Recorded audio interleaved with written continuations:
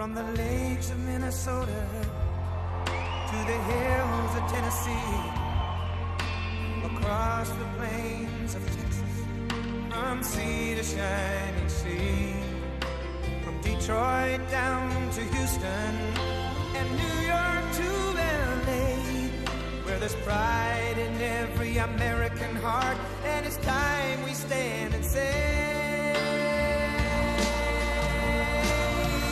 that I'm proud to be an American, where at least I know I'm free, and I won't forget the men who died, who gave that right to me, and I gladly stand up next to you and defend her still today, 'cause there ain't no doubt I love this land. God bless the USA.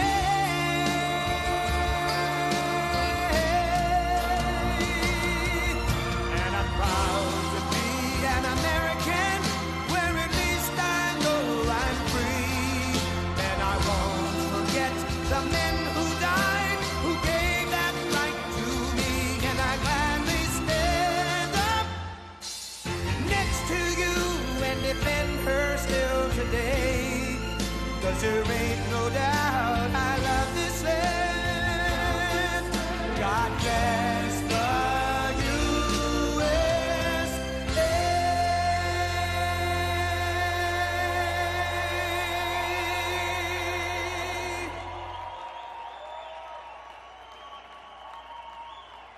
And I'm proud to be an American, where at least I know I'm free, and I won't forget the men who died, who gave that right to me, and I gladly stand up next to you and defend her still today, 'cause there ain't no doubt I love this land. God bless the USA.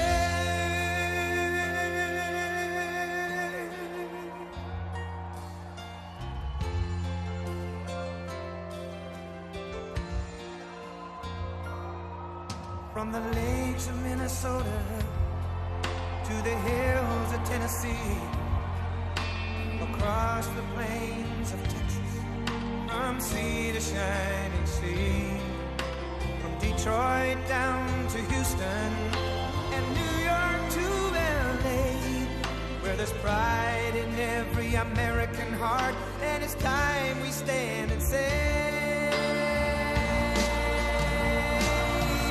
that I'm proud to be an American, where at least I know I'm free, and I won't forget the men who died, who gave that right to me, and I gladly stand up next to you and defend her still today, 'cause there ain't no doubt I love this land.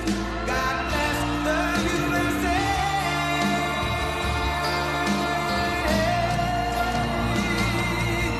And I'm proud to be an American, where at least I know I'm free, and I won't forget the men who died, who gave that right to me, and I gladly stand up next to you and defend her still today, 'cause there ain't no doubt I love this land. God bless the USA.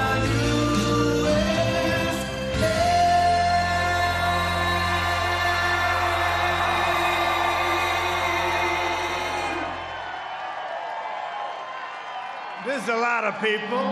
That's good. Thank you very much. Thank you very much. That's a big group of people. And this is on fast notice, too. Thank you.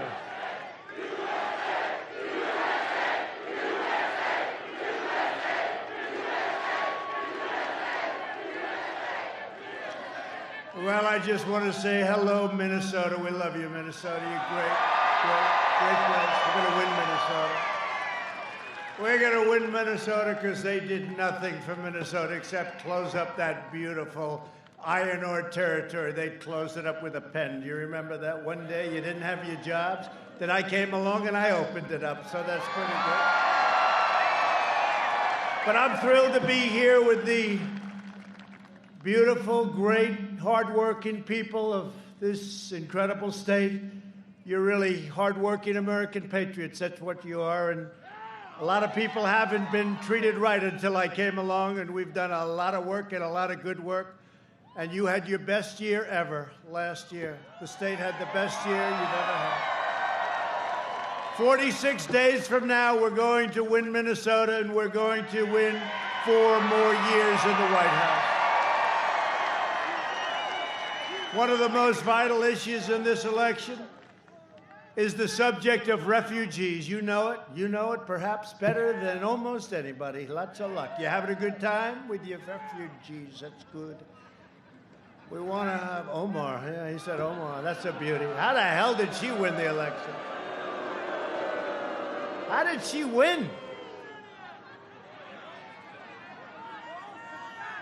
It's unbelievable. Every family in Minnesota needs to know about Sleepy Joe Biden's extreme plan to flood your state with an influx of refugees from Somalia, from other places all over the planet. Well, that's what's happened. And you like Omar a lot, don't you? Huh? Biden has promised a 700% increase in the manifesto with Bernie, right? A 700% increase in the importation of refugees from the most dangerous places in the world, including Yemen, Syria, and Somalia. Congratulations, Minnesota. A 700% increase. Good luck, Minnesota. Enjoy yourselves. Because if I'm not here, if I don't win, I don't know where I'm going to be, but maybe I'll come over to see Mike. I'll come and see Mike. Your state will be overrun and destroyed if Biden and the radical left win. That's what's going to happen. I've been watching it for years. They haven't treated you right. They have not treated Minnesota right.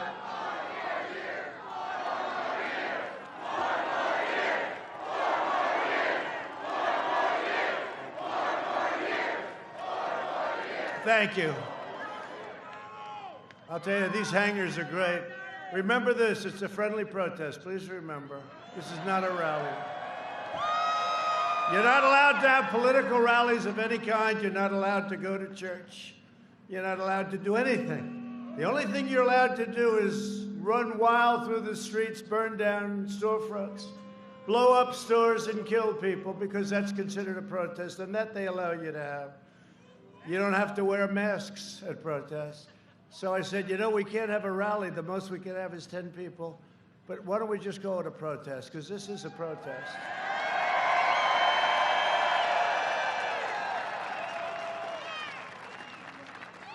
It's a protest against stupidity. And speaking about stupidity, Sleepy Joe will turn Minnesota into a refugee camp. Think of it, 700% increase. So you're not happy now? Look at that guy over there. He's not too thrilled when he hears this. 700% increase is what they have in the manifesto. Now, maybe they don't honor it, but I would say they'll go substantially higher than that number. Biden will overwhelm your children's schools, overcrowd their classrooms, and inundate your hospitals. That's what'll happen. Biden has even pledged to terminate our travel ban, jihadist regions. They've already been doing that to you, haven't they? Opening the floodgates to radical Islamic terrorists.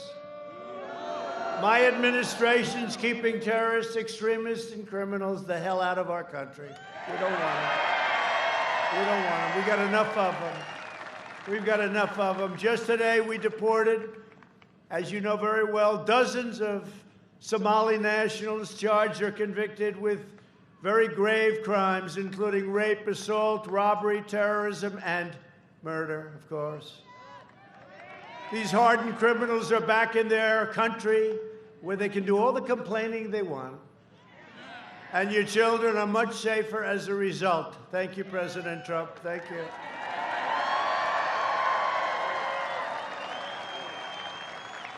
If it were up to Biden, and it's not, it's the people that surround him. They are seriously radical left Democrats and they're very dangerous, and the offenders are very dangerous, and they'd be running all over your state only by voting for me. Are you going to save, and I hate to say this, I did it with your iron ore, I did it with some other things, and I'll do it for you again. I'll do it for you again, but if you vote for me, I'm the difference and I'm the wall. You know the wall that we're building on the southern border? I'm your wall between the American dream and chaos. Joe Biden is wholly owned and controlled by the left-wing mob. He has no clue where he is. This is not a sharp guy. Years ago, I said to a certain senator who I was very friendly with, a Democrat, who's the dumbest senator? Who's the smartest senator? He gave me a name for the smartest. I said, who's the dumbest? Oh, Joe Biden. You didn't know that? That was 25 years ago. That was in prime time. This is no longer prime time for Sleepy Joe. And they do disinformation. They make things up and they make commercials. They make things up. I've never seen anything like it. Everything they make up. First of all, I'm the one protecting your Social Security. They say Trump. Remember 4 years ago, they used to say, oh, Trump will get rid of Social. I have protected your Social Security. They're going to destroy your Social Security. Another thing, Big Ten football. Did I do a good job? Your team better do well. You're on the spot. They better do well. Are they going to do well this year? I think so, right? But I brought it back, but I saw an ad. You know why I did it, actually? It sort of energized me. Sleepy Joe did an ad that I was against football, that I was against Big Ten football. Give me a break. I was against it. When I saw the ad, I said, what's the problem with Big Ten football? They said, they're not going to open. Why? And they say, you know, some stupid reason. I said, these are strong, young people. They're going to do great. Let's get going. I called the commissioner, Kevin, good guy. And we sort of started something, and we got it rolling. And we had big opposition from a few of the Democrat states and governors, you know, but we rolled over the opposition, and you have Big Ten football. Congratulations. Congratulations.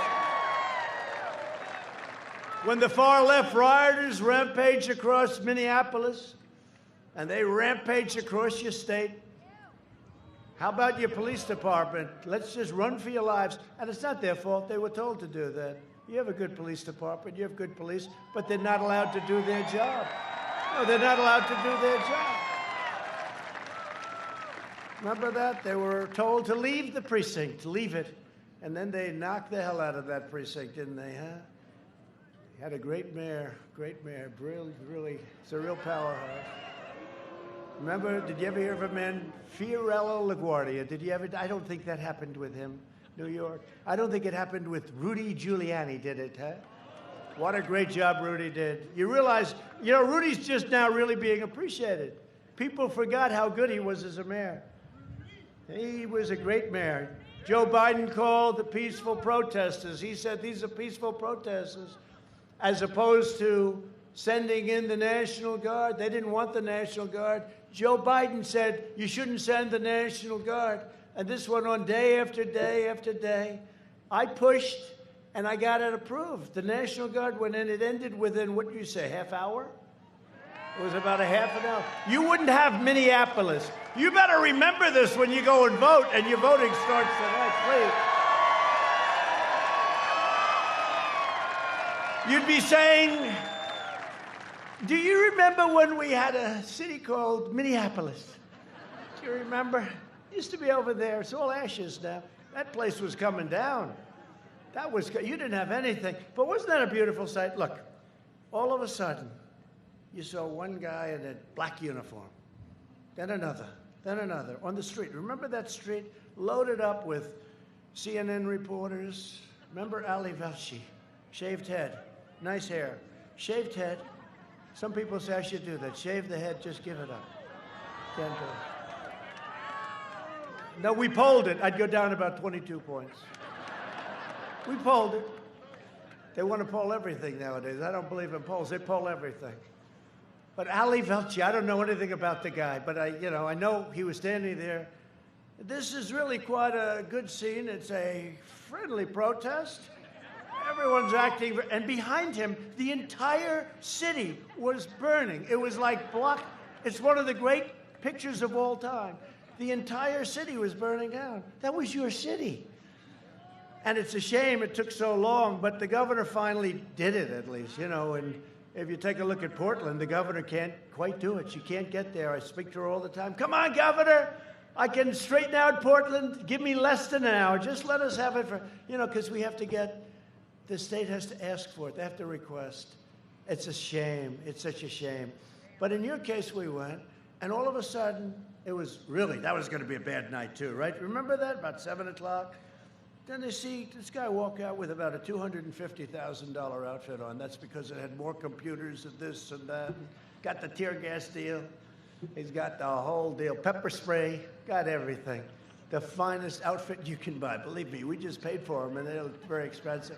So we see one, the helmet. How about the helmet with the goggles? And you can see at night. You can see at day. You can see whenever the hell you want.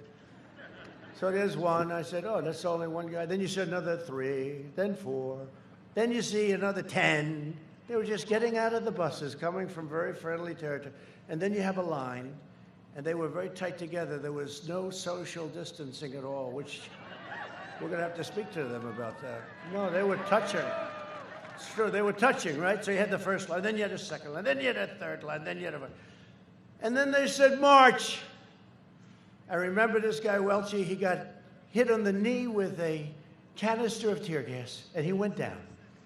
He was down. My knee. Nobody cared. These guys didn't care. They moved them aside.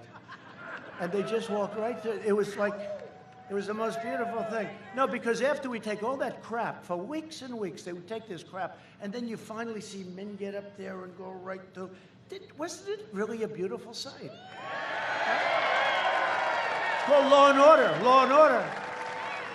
Portland would be easier because it's more confined. We just go being, and that would be it. But so they had 4 or 5 lines. Then they had lines of different, everybody did the same thing. Did they ever even move one step back? I don't think so, right? It was just a slow walk right forward. Then they just started walking faster. Put a lot of guys in jail, Tom, right? Put a lot of guys, great congressman, by the way, put a lot of guys in jail. Great, not good, great. They put a lot of guys in jail that night, Tom, and that was the end of it. I don't think you had any problem after that. If you had any flare-ups, we'll send them in again. But that's all you do. These are Democrat-run disasters. Look at Chicago. Look at Portland. Look at you with Minneapolis. These are disasters. By the way, are they still trying to get rid of your police force in Minneapolis? That's what I heard. See, they never learn. They never learn. They don't. Look at that lumber. You got a lot of people here.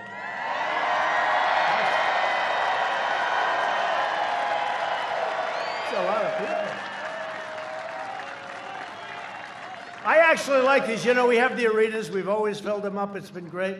And the arenas are good, but usually you have to travel like 45 minutes. This thing, you have a hangar.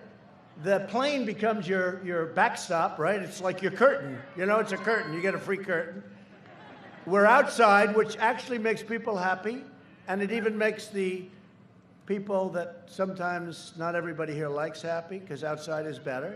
It's better. And we're rounding the turn on COVID, by the way. Our vaccines are coming. A lot of things are happening. We're rounding the turn. We've done a great job.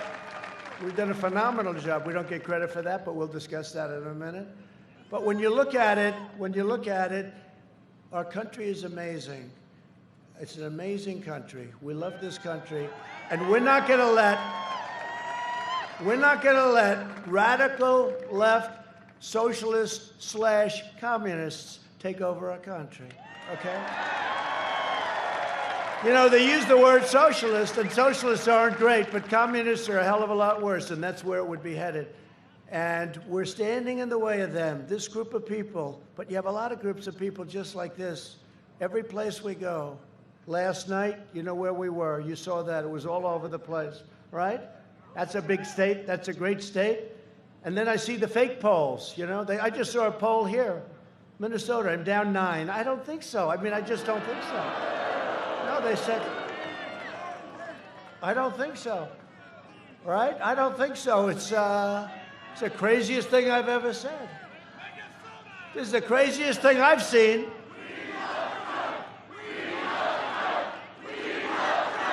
President Trump is down 9 in Minnesota. No, I just saw it in the plane. See the plane? The good thing about these beautiful Air Force One, right? That's the smaller version of Air Force One. I think you had a little bit short runway, so they take the smaller to save about $12.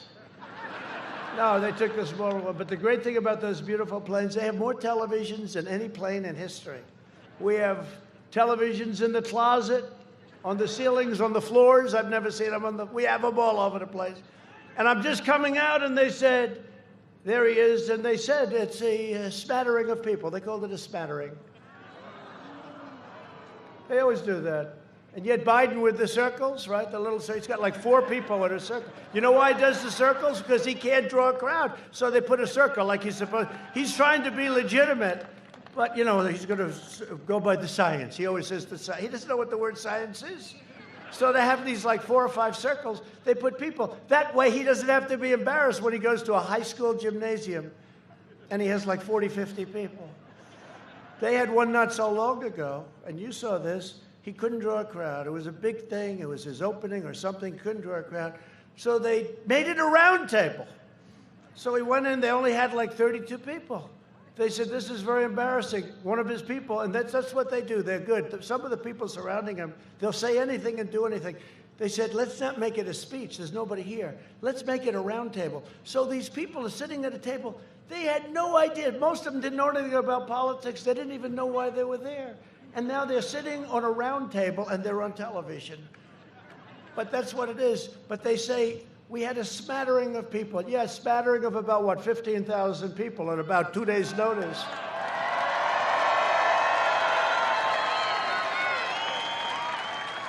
And this doesn't include the 10,000 people, Mike, that they turned away. I hate that they turned them away. You know, you think with an airport, you wouldn't have to turn anybody away, but they have a certain amount, and then sometimes you have Democrats running an airport, and they don't like all these people here. That's true. They don't like it. But if it were up to Biden, your state would be in ruins. And, you know, just take a look at what they've done. And I'm going to hit it hard. You know, they make phony commercials about me, and it gives me the right, like, how about the worst one of all, the worst I've ever seen, standing on a grave of a fallen soldier. And then they had some guy, a source said, there's no source, the source doesn't exist. They make it up. And then they take it, it's called disinformation. You're not supposed to do that. And I'm not even sure if he knows. He's too weak to understand, and he's too weak to control his people. But it allows me to say whatever I want about this guy. And the truth is, he's not fit to be your president. He's not mentally fit. If Biden's elected, extremists like Representative Ilhan Omar, whatever happened to her? You had a great writer who has just made a living off writing about her, and she's done so many criminal acts. Isn't it damn disgraceful that she gets away with it? And I have to say to myself, I say, how the hell does she get away with that? And if we do one thing, look at General Flynn. He didn't even lie. They said he didn't lie, right? And he's gone through hell. He's gone through hell. This guy wrote page after page of criminal acts. Well, let's see what happens. Who the hell knows? But between her and how about AOC? AOC is running a campaign against the guy that was supposed to be Speaker of the House, right? Joe Crowley. I knew him a little bit. I asked him once, I said, are you campaigning against this maniac? He said, no, she's just a young girl, no problem. I called him on election night. Nah, I was going to say, how did that work out, Joe? That didn't work. He was going to be Speaker of the House. She's got a certain talent. But, you know, all of a sudden she had no money, nothing. And all of a sudden she had $2 million. And she spent the $2 million all over the place, her and her boyfriend. Whatever happened to her? Can you imagine if I do that? She spent the $2 million. You gotta look at that. She spent the $2 million. And big story, but that was it. That's one quick story. Oh, man, probably the guy who wrote the story lost his job at the New York Times, right? He's now unemployed. But there's a big story. She spent $2 million on bullshit, okay? And If a Republican did that, they'd be in jail. You know that. It's a different standard, and it's a disgrace. And our guys better get on the ball. Look, let me tell you. How about yesterday they were talking about Russia, Russia, Russia again. Here we go with Russia. There's never been anybody so tough on Russia with the sanctions. Remember Obama would send pillows. I sent tank busters right to Ukraine. I'm the one that exposed the pipeline with Germany. Germany pays them billions and billions of dollars, and then we're supposed to protect Germany from Russia. I said, how does that work? How does that work? You're spending billions of dollars for energy to Russia. It's all okay. I'm the one that exposed it. What I've done, hey, they don't want me to go. But if you look, they don't want me to win. Russia doesn't want. Maybe North Korea does, because I actually have a very good relationship with him. And you know, speaking of North Korea, and you know, it's okay to have a relationship. You don't have to go to wars. We don't have to lose our great soldiers. We don't have to. It's good. If I got along with Putin, somebody said, he gets along well with Putin. I'm saying to myself, but isn't that sort of a good thing? Is that bad? He gets along with Putin. That's a bad thing. But, you know, you saw the head of the FBI yesterday started to go, Russia, Russia's looking at our election, Russia. Here we go again, Russia, Russia, Russia. I said, what about China? What about North Korea? What about Iran? What about, they don't mention anybody else. The narrative seems to be Russia. Millions of phone calls made, not one to Russia. Millions of phone calls received, not one to Russia. And he goes, Russia, Russia. Then they asked him about Antifa. What do you think about Antifa? Well, it's an ideology. I said, no, it's not ideology. It's a bunch of thugs and anarchists that are being funded by somebody, and find out who the somebody is.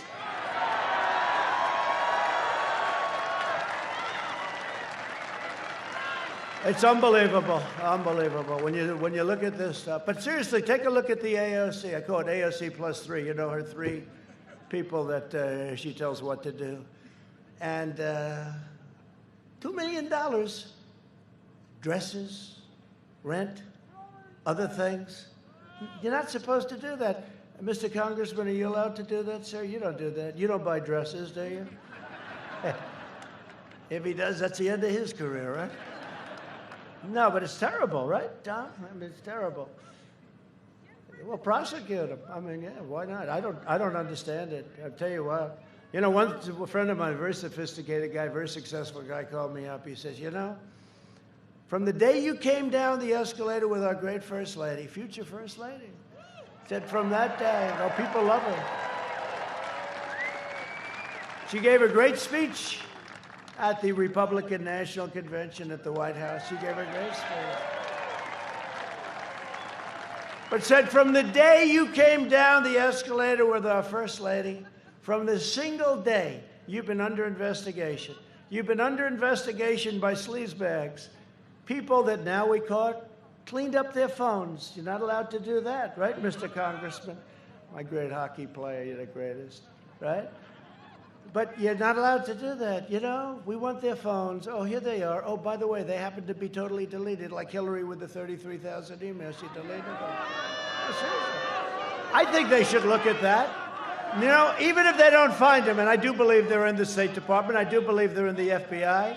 I do believe they're in the FBI, but even if you forget about them, forget them. You know, she said she had 33,000 emails, and the emails were for her yoga lessons. Now, you know, she's not big into yoga, I can tell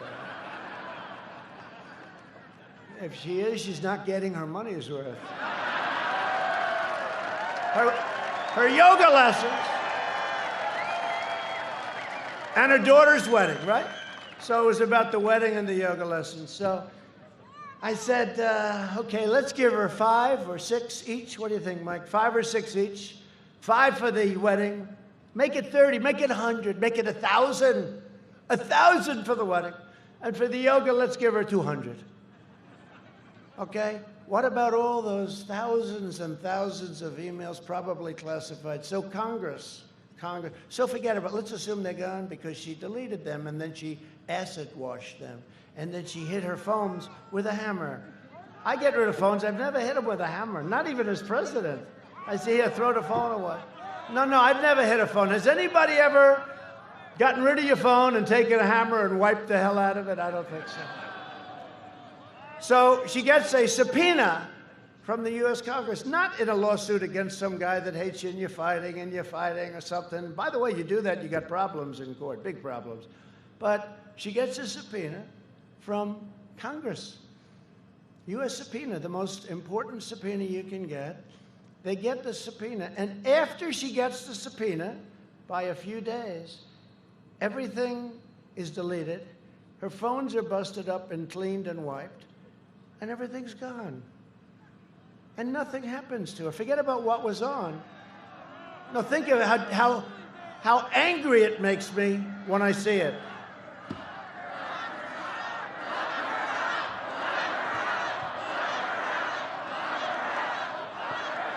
No, how angry. Could you imagine if I do that? It's a whole different ballgame. No, how angry it makes me when I see it. And, you know, we had an attorney general that didn't have a clue. That was my fault. I was loyal to somebody. He endorsed me early. You know why he endorsed me? Because I went to Mobile, Alabama. We had 55,000 people show up at a stadium. He said, I'd like to endorse you. Then after we won, he said, I'd love to be attorney general. I said, no, I don't think so. I mean, but after 4 or 5 times asking, I'm a loyal person. And I did it. The mistake sometimes you make is because of loyalty, but that's okay. But allowed her to get away with that is a disgrace. It's a disgrace. Maybe there's something they can do. So forget about looking for the emails, and they are available, and I guarantee they're in the State Department. I guarantee you they're in the State Department, that they ought to damn well find them. They're being protected in the State Department. But forget about that. Almost as good is the fact that you're not allowed to do what she did, and her lawyers should pay, Kendall should pay equal consequence. Equal. But that's the way it is, and but we are making a lot of progress if you see what's going on. You know, I said to myself, I'm going to stay uninvolved. I don't have to. Chief law enforcement officer, can you believe it? But I think it's better if I stay uninvolved, and I have stayed uninvolved, and we do have an excellent Attorney General, Bill Barr. And I'll be honest, he's a smart guy. I think he's getting tougher and tougher and tougher every day. I think he's not going to put up with this stuff. I don't think. And, you know, he's got a lot of people that are deep staters, whatever you want to call them, and they fight him at every turn. They fight him. But he's getting tougher and tougher. I watched over the last 3 days. I'm saying, wow, that's sort of what we're all waiting for, right? But she deletes her emails. AOC gets rid of $2 million. $2 million, gets rid of it. Nothing happens. Nothing happens. And then she goes around and calls us all like, what the hell are we? And she controls Nancy Pelosi. Actually, Nancy Pelosi would love to get rid of her, I think, you know, because Pelosi. How about Pelosi? How about that? How about Pelosi? Pelosi goes out and says, you know, I think I have my hair done.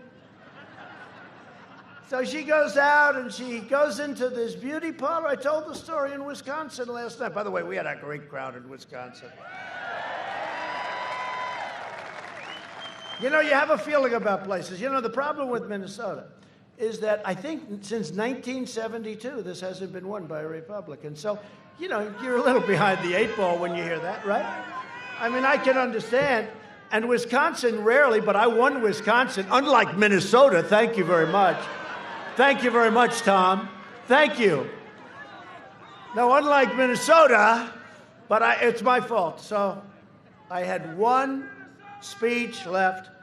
It started at 1 in the morning. I went to Michigan. We won Michigan. That was another one. Great state. We brought back so many auto companies into Michigan. We brought them back. But I had one. They had one. It was already voting day. It was election day, because by the time I got there, it was just scheduled. Had I made that one damn stop to your state, we would have won Minnesota. I lost by, what, a half a point? Half a point! But I get off the plane and they said, he's in Minnesota. He's down 9, the recent poll. Down 9! I believe it's a suppression poll. And you know, I have an instinct about things, pretty much. Somebody said, Trump has the greatest political instincts of the last 100 years. One of my enemies said that. And I said, no, I don't. I don't believe I do. I think I have lousy political instincts, but what am I going to tell you? Let me just tell you, they said that. And I was very impressed by the statement. In fact, I went to my wife. I said, you know, they say I have the greatest political instincts in over 100 years. And I said, but I don't believe it. I don't. I don't want to be Beto. Remember Beto? I was born to run for president. That was the end of his career. Beto O'Rourke, who's in charge of guns. By the way, he's going to take your guns away. You know that, right? Biden. Sleepy Joe. Sleepy Joe's going to take your guns away. Remember Beto on the cover of a really crummy magazine? I won't mention the name. They got a lot of bad magazines out there. The good news is most of them are dying, if not all of them. But Beto O'Rourke, he did the story, and, you know, he was going to defeat Ted Cruz. He was going to do all these things. Ted beat him, and I helped a lot, too. I was with Ted all the way, and I think Ted's appreciated it. But here, I even said, I'm putting Ted Cruz as one of the people for the Supreme Court, right? And you know why I did it?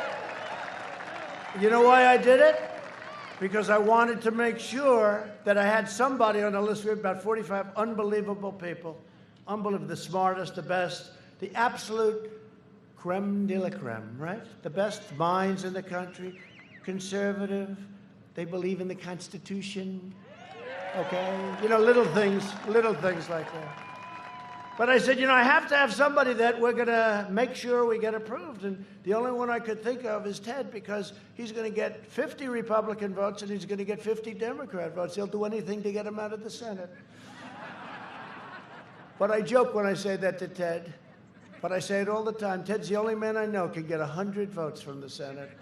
Every single senator's going to vote for him. But he's a great guy, and he's a brilliant guy, and he's been great. He's been really great. I kid when I say that. But, you know, one of the things we've done that's so good is the Supreme Court. We have 2 Supreme Court justices.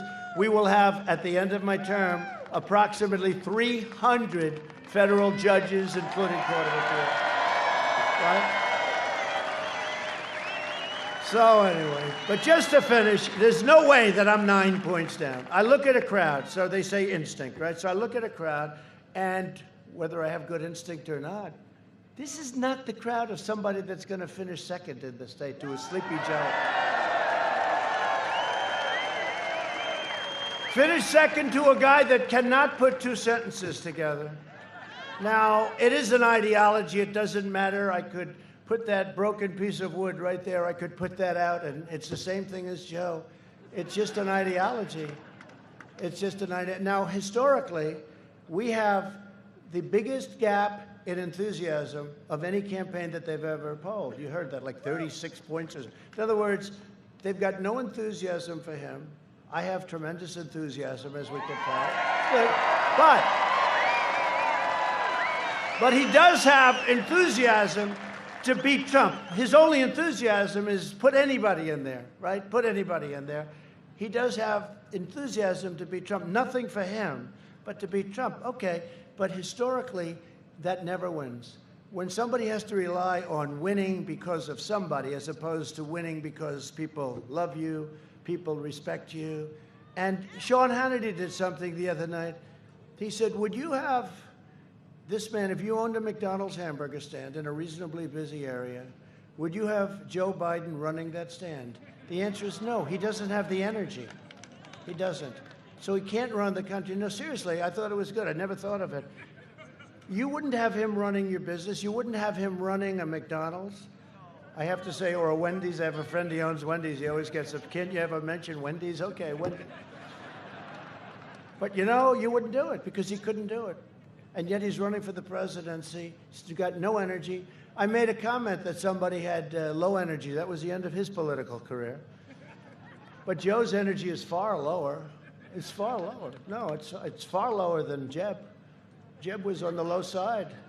But Joe is like, he's off the scale, right? Joe's got nothing going. Today, Biden delivered remarks, barely, to a union after spending 47 years giving their jobs to China and foreign countries in exchange for campaign cash. How about his statement? Hey, we talk about AOC being crooked. She's 100% crooked, okay? But we're talking about that. Look at Omar. She came in here. Did she marry her brother? Where's that writer? That writer should be given the Pulitzer Prize. He never will be. He should be, though. You know the amazing thing? All of these writers, New York Times, Washington Post, Russia, Russia, Russia, Trump, Russia, Russia, Russia. I had 19 people, all brilliant, all radical left, all Hillary Clinton people. Actually, not even a never-Trumper from Bush, okay? All Hillary Clinton people, mostly, almost everyone. They were all Democrats. How about this? You're being investigated by 19 Democrats that are smart people, okay? Smart people. So my friend says, you know, you are the most honest person in the world. You've taken 3 years of total investigation. You don't think they've gone over my taxes? They went over the biggest tax firm in the country, the most prestigious. They went over everything. They spent $48 million. It comes out now. It's about $48 million investigating me before I won and after I won. And we caught them spying on my campaign. That's what they were really doing. And now with the phones, I think there's like 22 or 24 people. You heard this one. They said, no, no, no. We made a mistake when we deleted our phone. You know what they had to do to make that mistake? Like 19 different formulas, right? I don't even know how you delete a phone. I didn't know you could do it. But they all made the exact same mistake. That's not good. That's not good. So let's see what happens to them. It's a criminal act. You know that, right? It's a criminal act. It's criminal. Weissman's a bad guy. He's put a lot of people in jail that shouldn't be in jail, Weissman. He's a bad guy. He's on CNN all the time, or MSNBC, which is, I call it MSDNC because it's the same thing. Owned by a company called Concast. Did everyone ever hear? With an N, not an M. Con, like a con job. Concast. They spend a fortune on public relations. Comcast has delivered to you the news, all the news. And they spend a fortune on, and then I go up and make one speech and I call them Concast, and that's the end of the PR for the year. They are a bad group of people. They're sick. I mean, they're sick people. They're sick and evil people. And they want bad things for our country. And they don't report the news. You know, in the old days, when you used public airways free, you had to get a license. I keep saying, if they're reporting fake news, how come they can keep getting a license? Whether it's ABC, whether it's NBC, CBS, or, of course, CNN, which is, I mean, it's one of the great jokes of all time, CNN, or MSDNC. But they're cable, so I guess there's a different standard. But when you're using the public airwaves free, okay, free, aren't you supposed to get a license? So I ask my people that. I ask a couple of guys, and I never really get an answer. I just want to know a simple question. Do you have to report the truth when you're using free airways and make it a fortune with commercials and everything else? And I never get the right answer because there are people down deep. It's crazy. But we're getting down to all of it. A lot of progress has been made. I think you're starting to see it. We're trying to beat a terrible group of deep state people. You know, I came to Washington. Think of it. Think of it. I came to Washington. And I had 24 years of people putting people in office. And then you can probably add another 4 to that and another 4 to that. I had many, many years, decades of people putting it. So I came, never been to Washington, I guess 17 times. I never stayed over, right? Never slept over. I was there 17 times. I tell the story. I was in Washington in my entire life, D.C., 17 times, never slept over, ever, not once. And all of a sudden, I'm riding down Pennsylvania Avenue, and I'm with a beautiful woman on my right named Melania. Think of this. And I had about 400 motorcycles in front of me, and we're in a cavalcade of about 128 cars, most of them having about 15 submachine guns inside. There's more firepower in this guy. But we're riding down the beautiful Pennsylvania Avenue, and I look outside at those police. I love our police. We got to treat our police. But I had everything. I had police. I had military. I had soldiers. I had everything you could possibly have. You never saw so much power and strength and beauty, the beauty, and they were so proud. They're all saluting. They're so proud. They're happy to have gotten rid of that crowd that was there before us. They're proud. They're great. The police. You know, every single police force, I think, endorsed me. I got the one yesterday from Chicago. That's not easy. Chicago endorsed me. New York's finest endorsed me. Florida. Ohio. Everybody, I don't know that he's gotten one vote. Then he says he can't mention the words law and order. But I'm driving down the street, and I look at my wife, I say, do you believe it? I'm the President of the United States. That's the good thing. But can you believe it? And then I get to the most beautiful house in the world. I can have Mar-a-Lago and all of them, but I'll tell you, the White House is still the White House, no matter how you do it. And I get to this gorgeous, beautiful place, and I'm up at the incredible suite level, and there's Abraham Lincoln's suite. It's called the Lincoln bedroom. Remember, Clinton used to lease it out to people for money. They never changed, do they? Remember when Barbara Streisand, she's another beauty, by the way. But remember, Barbara Streisand used to stay in that suite, but which was the only problem I had with it. But tell me, no, but I do like her voice. I do. I really do. Some of them I don't like even their voices. But she used to stay there, and I'm standing in the Lincoln bedroom, the history, the whole thing, the bed, the desk, the Gettysburg Address, the beautiful 7 years ago, this beautiful Gettysburg Address. He wrote it there, and also on his carriage ride up to Gettysburg. He delivered the Gettysburg Address, and they say the only one that got worse press than I did was Abraham Lincoln. Did anyone ever hear that? And I said, no way they got worse. Maybe he got bad, but no way he gets worse. Now people are starting to say, it's probably true. I think you get the worst. Now they used to say, no, Newt Gingrich, great guy. He said, nope, Abraham Lincoln got the worst press. They were worse to him than anybody. He was a very depressed person. His wife was very depressed. It was a depressed kind of a thing. He's in a war, he's in a revolution. And he was getting beaten a lot by Robert E. Lee. They want to rip his statue down all over the place. But Robert E. Lee was whether you like him or not, whether you like statues or not, they don't rip statues down anymore. It's signed to law. 10 years in jail. They don't rip them down. But Robert E. Lee won many, many battles in a row, and it was supposed to be over in one day. It was supposed to end immediately because the North was too powerful for the South. But it just shows when you have leaders, when you have a great general, and Robert E. Lee, he would have won except for Gettysburg, and that was because his general was killed, who was going to lead Gettysburg. Never fight uphill, me boys, never fight uphill. He heard they were going uphill. Stop them. But we had no cell phones in that day, right, Congressman? No cell phones. So they sent the horses to stop them, but it was too late. They fought uphill, and they got slaughtered. That's what happened. But Robert E. Lee, these were incredible things. But I hope you appreciate that we had a period of time when they were ripping down all of the statues and monuments. And I said to my people 4 months ago, I said, this is crazy. These people, and they don't even know, they started ripping down Abraham Lincoln. When they hit Lincoln, I said, wait a minute, this is the man, and you can't do. Then they hit George Washington, Thomas Jefferson, they hit everybody.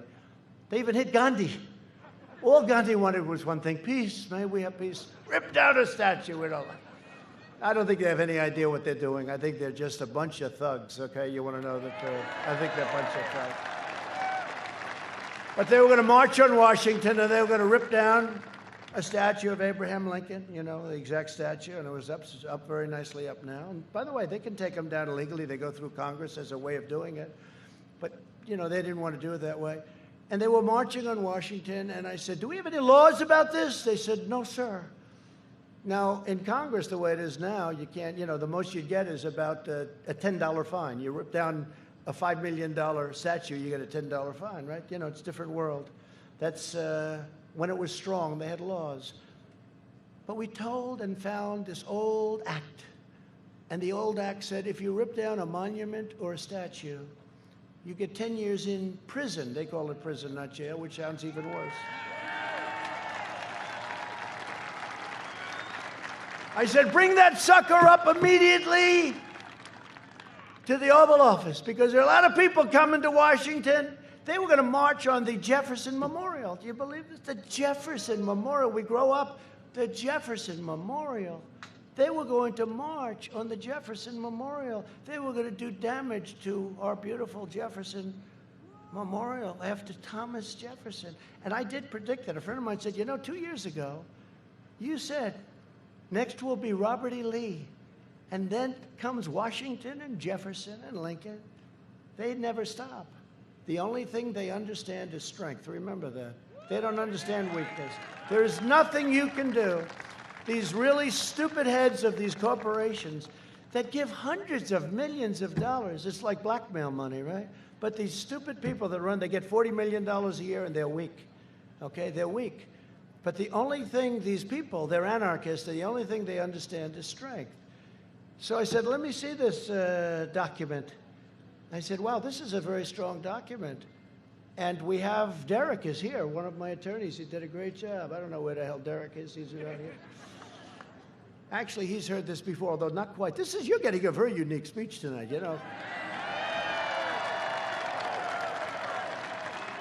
I mean, unlike Joe, I haven't even looked at the teleprompter. This guy will... Move it up. I can't see. Move it up.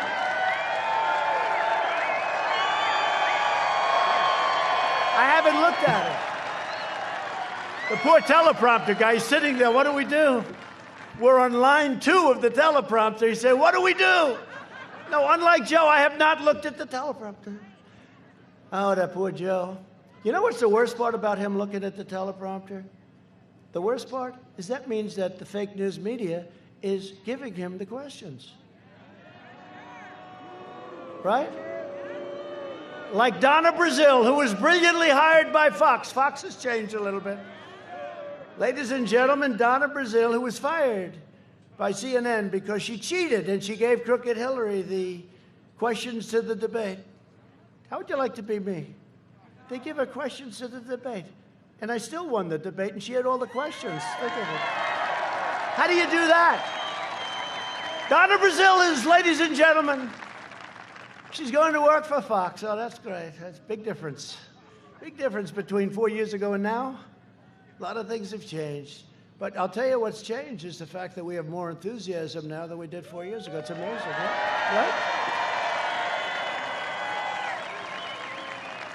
But just to get back to the other, so I signed that wonderful executive order instituting this really tough law. And it says 10 years. It doesn't say, you get 10 years, but you can take it down to 3 weeks. It says 10 years. So these guys had just gotten there. I had a news conference because I had to let them know about it, right? We've got many people in jail right now that from before, nobody even talked about taking statues down. No, but I looked at the Andrew Jackson, right, with the ropes. And I'll tell you, the police did a great job. And Mark Meadows did a great job. He said, charge. They charged, and they took these guys out. And they were fairly tough, but the police were much tougher. D.C. police, they did a great job. They were watching, and they weren't able to do anything. Mark Meadows said, charge. It was like from 200 years ago. It was crazy. They charged, and they beat the hell out of these guys. Or you wouldn't have that great statue on the horse of our great general. He was a great general, and he was a very good president, at least a good president, but he was a great general. The Battle of New Orleans, right? And they had this incredible picture, Andrew Jackson, and they were going to rip it down. Remember the ropes wrapped around the horse, right? And the guy standing up there, he went to jail 2 days later. We had all the evidence we needed. Thank you for that. I want to thank you, fake news. Look. We called the fake news. We said, can we have that, please?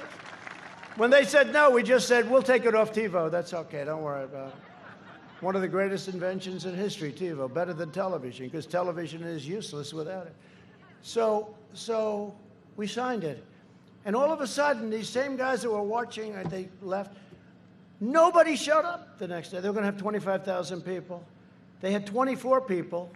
5 of them were brought to prison, okay? And the next day, they said, well, we're going to save it for Saturday night. And Saturday night, nobody showed up. And nobody has showed up in 4 months to take down a statue because they're still. Because you know why? They look and they say, I want to take down that statue. I'm going to take down that statue. that statue's coming down. And then somebody says, you know, it's 10 years in jail. They go, that's too much. I'm getting out of here. It's true. 10 years is not acceptable, Mike, right? 10 years is a lot to rip down a statue, have a little fun, especially when they have no idea what they're ripping down. But we have an idea what they're ripping down. They're ripping down, in many cases, greatness. They're ripping down our past. They're ripping down our history. And that's where these guys begin. They take away your history. You look at the Middle East, you look all over. Look what ISIS did. Look what all of them do. They go down and they rip. They go into museums and they break everything and they rip everything. They want to take away your past. They're not taking away the past of the United States of America. Not as long as I'm here.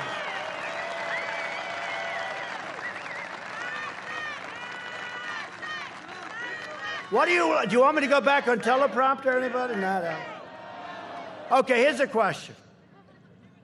My poor guy must be having a fit. He's over there. He's so good at this stuff. He's on line 3. He's saying, sir, should I just turn the sucker off? Would you rather go teleprompter or freelance? Freelance. Isn't it nice when you have the option because you have this and you have the option to go on? Isn't it nice? See, Joe doesn't have the option. He doesn't have the option. But if Biden wins, China wins, and it's very simple. It's very simple. By contrast, I rescued the Minnesota Iron Range. You know, I did that. Just so you know, Biden, I call him Biden. It's too long to say Obama and Biden, so I just call him Biden. Because I don't care about, everyone said, oh no, he's in trouble. Obama's now campaigning. Hey, he campaigned last time harder than Hillary. I said, no, I want him to campaign because he brings out the base. He brings out our base. And I'm only here because of him and Joe. If they were a good president and vice president, I wouldn't be here. I had a very good life before. I'm doing this because they did such a crummy job.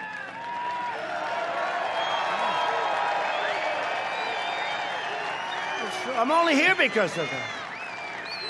I could right now be having a very beautiful life of luxury, and here I am at a hangar in Minnesota with 15 or 20 or 25,000 people. And thousands of people that couldn't get in, and I'm working my ass off. I could be at home having a good time, wonderful time. But the one thing I say this, but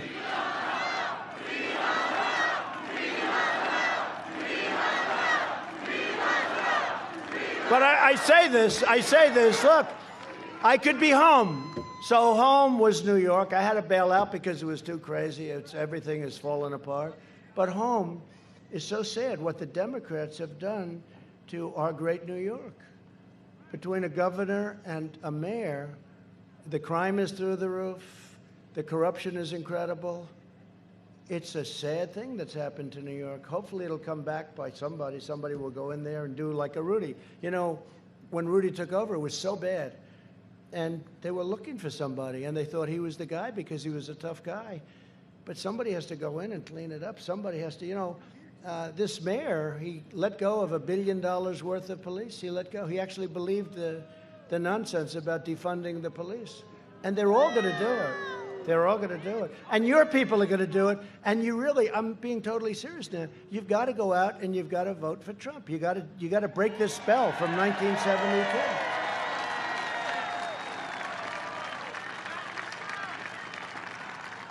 I mean, you saw Kenosha. What we did for other places. You saw the Kenosha.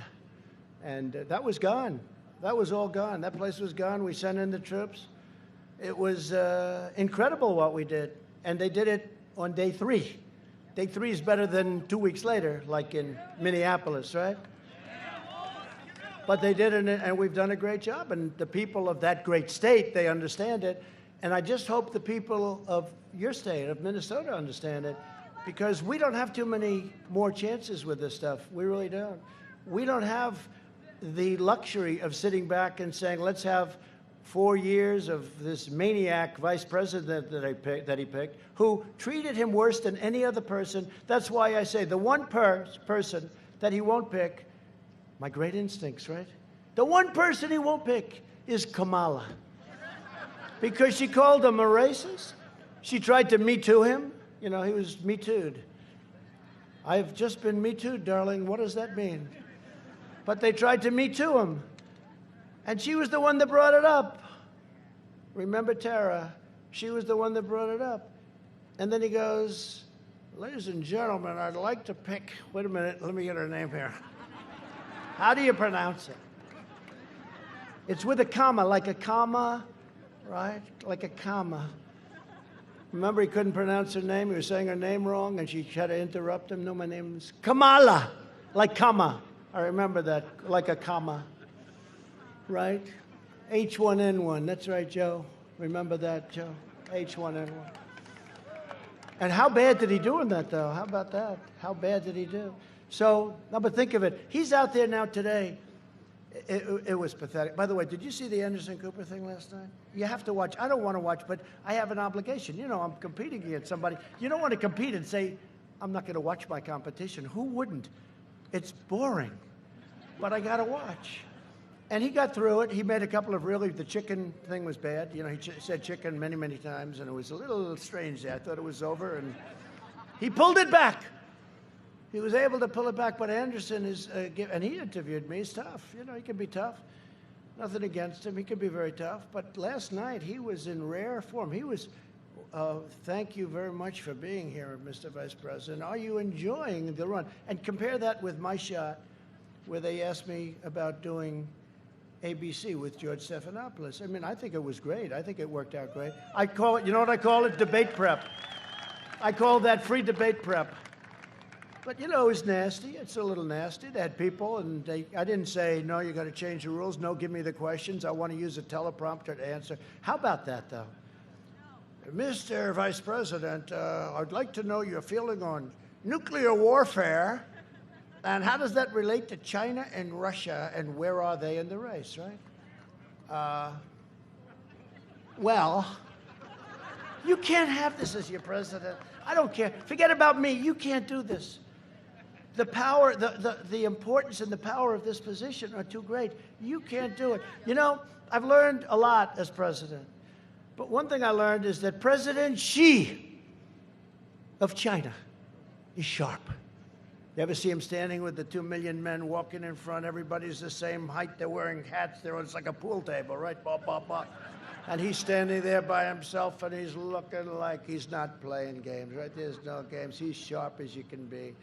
And I had a great relationship, but now I feel differently, you know. We made a great trade deal, and now I feel differently. But he's as sharp as you can be. Putin, as sharp as you can be.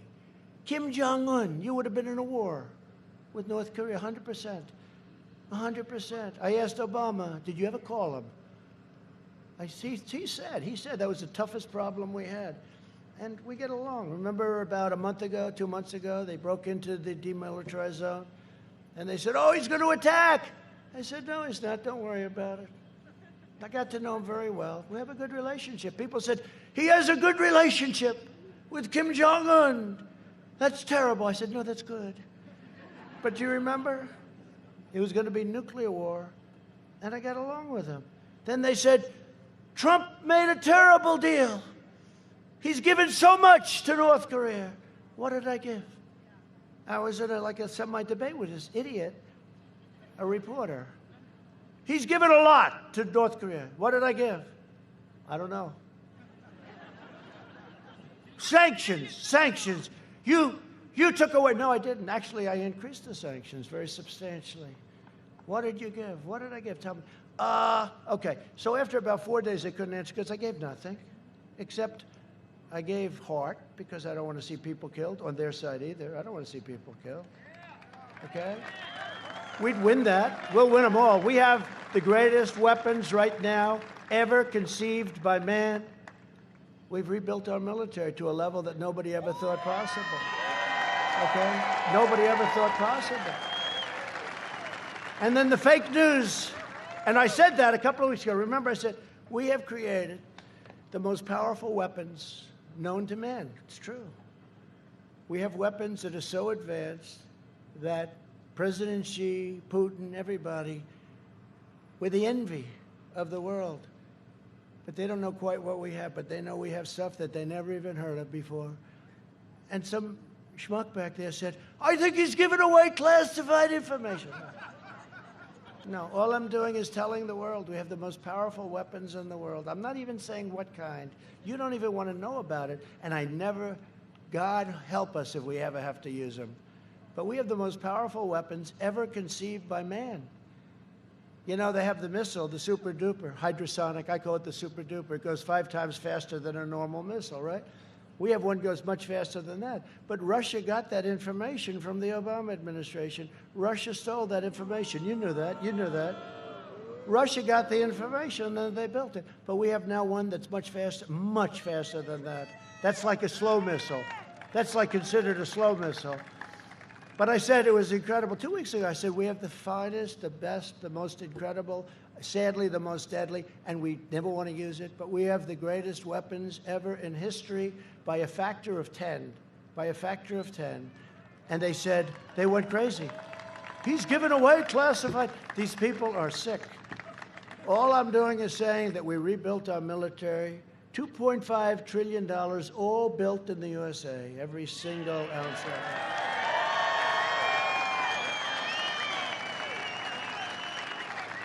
We have fighter jets, F-35, that are so good you can't see it. And I went to see the program, and I met some of the pilots, and these guys are better looking than Tom Cruise. They're tougher, they're stronger, they're bigger, they're more powerful, they're smarter. And I like Tom Cruise, by the way, because, I mean, you can't get much better than Top Gun, right? Great movie, right? You can't get better. I like Tom Cruise. But these guys are better looking than Tom. They got the crew cut, they got the crap under their eyes, they got the whole deal. They're smart as hell. So I said, so Captain, let me ask you, how good is the F-35? Real good, sir. Best plane we've ever had. Oh, great. I said, how do you compare that with what Russia has? Well, ours is better for a specific reason, sir. You can't see it. What does that mean? Well, when we fight, they cannot see us, sir. We are so stealth. Now, that doesn't mean in 3 years that it won't be obsolete, because that's what happens. That's the problem with that business. You come up with a new computer, and 2 weeks later, it's obsolete. That's why I always like real estate, you know? You have a piece of real estate. But no, it's true. I wouldn't be good in that business. You gotta work, work, work, and then you start on the next one because the last one is gone. That's why I always talk about walls and wheels, right? When the Democrats were saying, walls are old-fashioned. Well, they're right about that. But they work. Remember that? All we had to go through in Congress? And that wall's going up. Think of that. We're building 10 miles a week, 10 miles a week of the top, of all the top. And our numbers on the border are the best they've ever been. The best they've ever been. But we're building 10 miles of wall a week. We're up to about 330 miles. And we'll have it finished very soon, and it's having a tremendous impact on drugs. It's having a tremendous impact on all of the different things. Human trafficking in women, It's not even children. They traffic in women. It's because of the internet. You know, you'd think of that as almost an ancient kind of a crime, right? But it's not. It's a very modern crime, and it's an unbelievably profitable crime. They traffic in women, a little bit children, but mostly women, where they'll put 3 or 4 women in the back in the trunk of a car, and they'll go through the border. They can't do it anymore, and we're catching them. We have people that do nothing but look for the traffickers. To me, the traffickers are the biggest scum in the world. And thank heavens for ICE, and thank heavens for Border Patrol, because these people do a job that you don't want. I know Mike doesn't want it. You wouldn't even be good at it, Mike. He'll do a commercial about it. That's what he'll be.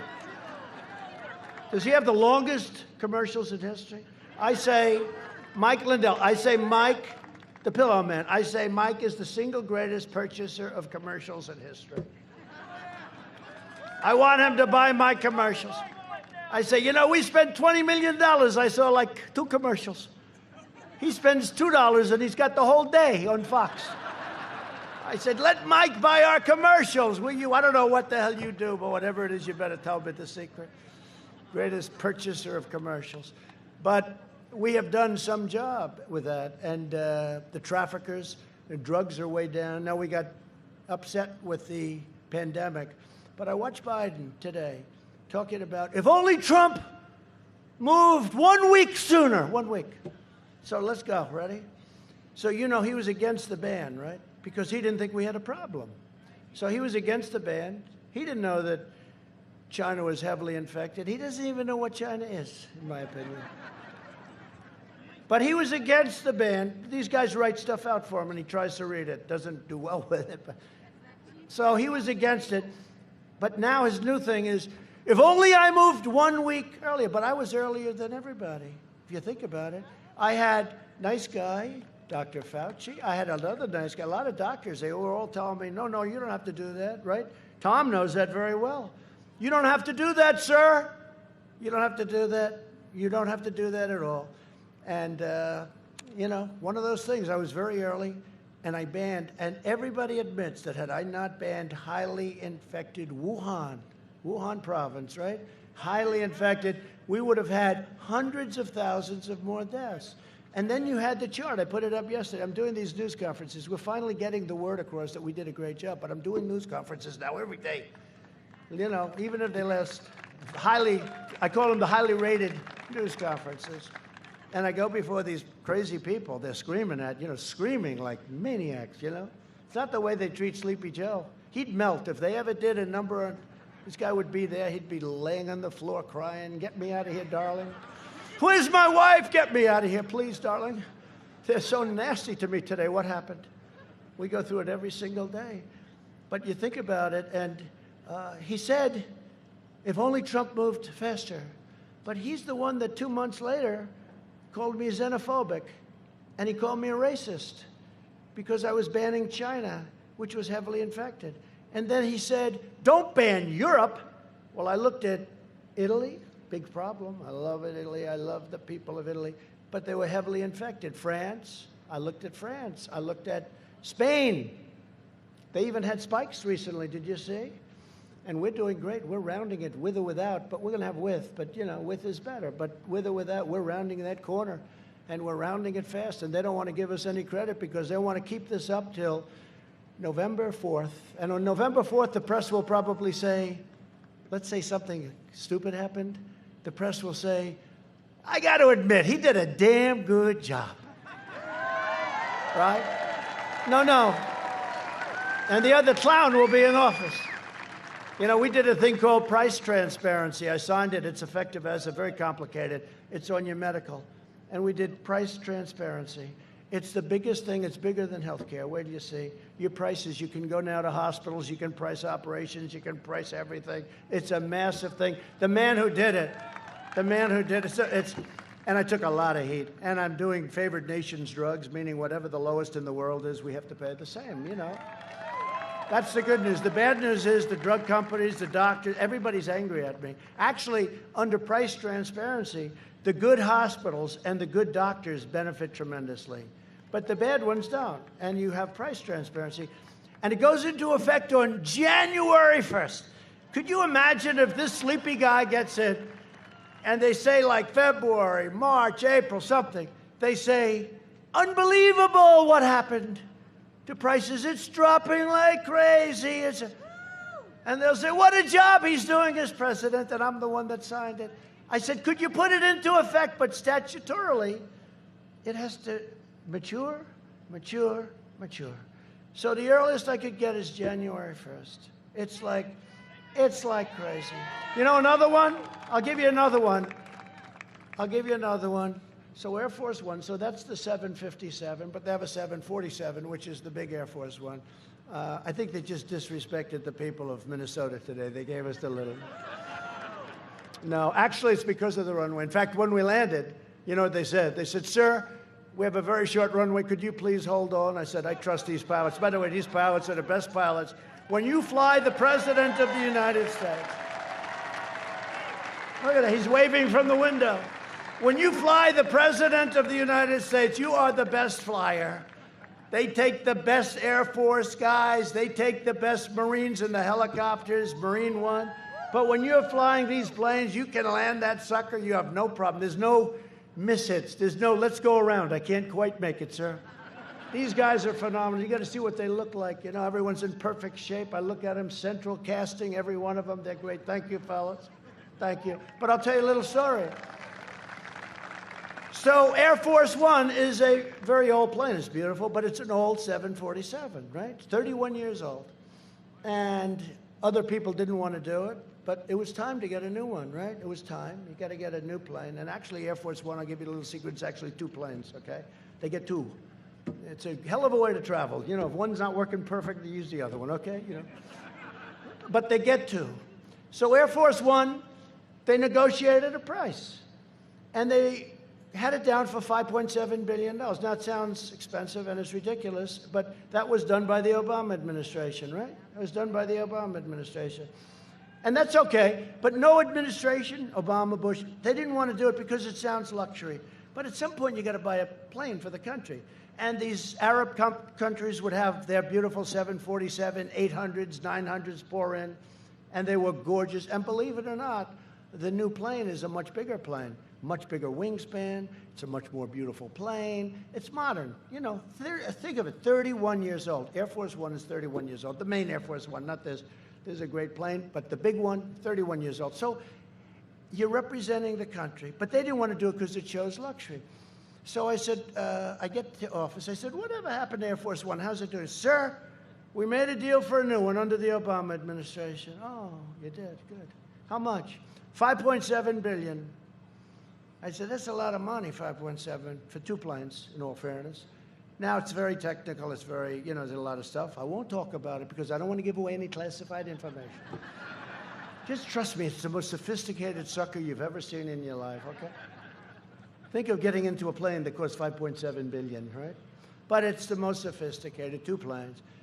So I said, how much is it? 5.7. A general came in, an Air Force general, great guy. Handsome guy. Well, we're all so good looking, these people. I said, so General, what are we paying? What's the price? Sir, it's $5.7 million and we're ready to go. Sir, could you sign it? It sounds like a lot of money to me, General. $5.7 million for 2 airplanes. Can't we get a better price? No, sir. This was negotiated by the Obama administration. The Obama administration. This was negotiated, sir, by Barack Hussein Obama. And I said, oh, that's good. It sounds very high. So here's what I'm going to do. Tell Boeing we're not taking the plane. We have no interest and it's too much. Hell yeah. Right? That's what I did. This is, by the way, this is one of many stories. Isn't this better than going and saying, I saved your iron range? And I said, but please remember I did this too. And I can do away with this stuff, but I did this too. I did this too. Please remember that because, you know, I have all this list of incredible things I've done for Minnesota. I won't even touch it because, frankly, I'm tired of repeating what I've done for all these different states. I mean, I did all this stuff, and then I hear I'm 9 down. I don't believe it, by the way, suppression. So I said to the general, I said, General, 5.7 billion, not me, billion. That sounds very high to me, General. I've bought a lot of planes in my life and a lot of helicopters. I know a lot about it. How could it be 5? Sir, that's the best price they could get. We only have 1 day to do it. I said, cancel it, General. Cancel the order. It was signed, actually. Yes, sir. I said, do you have the right to cancel? Yes, sir, I do. We negotiated a great deal. I said, oh, good. Cancel it. Yes, sir. I'm pleased to tell you something, sir. We have a breakup fee. We made a great deal, sir. I said, you did? Oh, you have a breakup fee. You mean you can't just cancel it for nothing? You'd cancel it. You don't have to pay a breakup fee. I know about breakup fees. No, sir, we have a breakup fee. Okay, how much is it? Sir, we can break it up for $250 million. I said, wait a minute. So you mean to tell me that to cancel the order costs $250 million? In other words, we give them $250 million, we get nothing. I said, General, don't cancel the order. Just tell them I'm very unhappy, right? This is what these guys, they're good businessmen, by the way. These guys right here, Mike, they might be better than you. I don't even know. He may be the next governor. You know, Mike Lindell may be. You should run. You should run. He is my complete and total endorsement. You should run. You'd be a hell of a governor. At least you know one thing. Minnesota would be well promoted. Minnesota. Mike, run for governor, please. So he says, $250 million. It's 250. Sir, I'm so proud of that. I said, you may be proud, but I'm not. So I said, General, don't give them notice because I don't want to write a check for 250 and get nothing. I don't think I could explain that to the American public. So tell them you're really unhappy we're not going to make the deal, but just do it verbally. And yes, sir.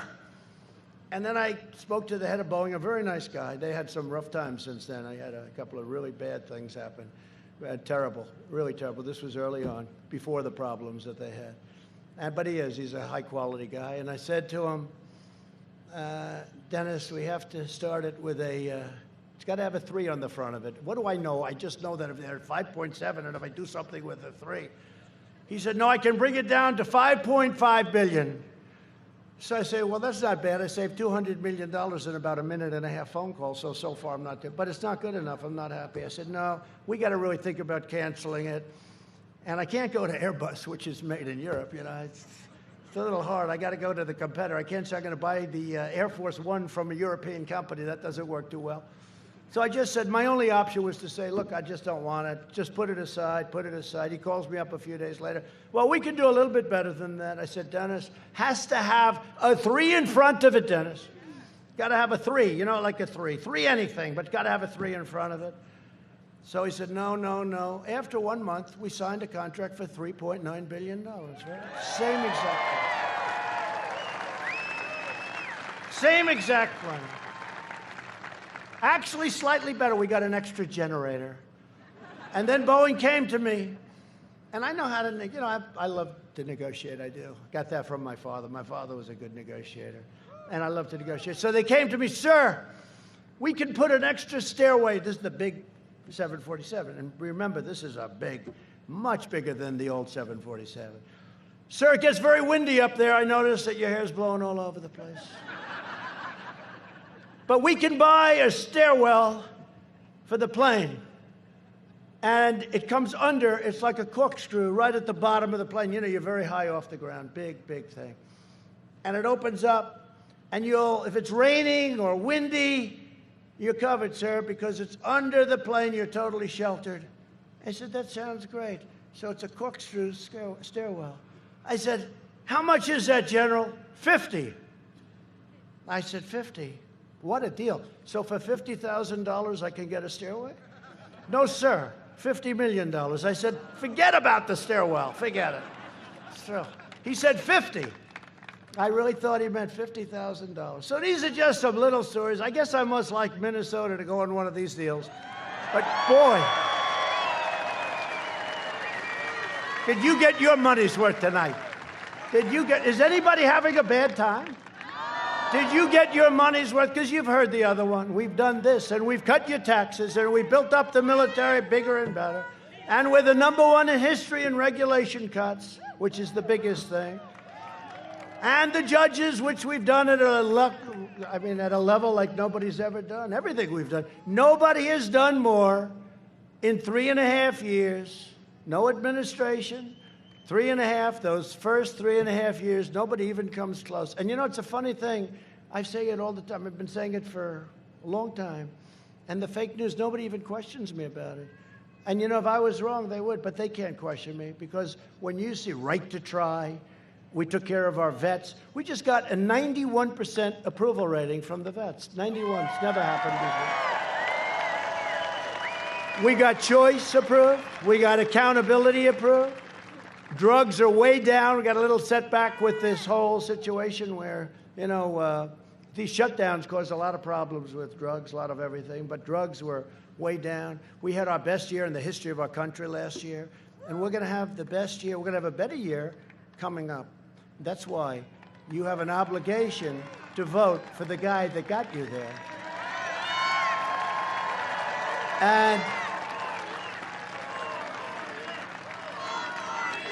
And remember this, and I really appreciate this.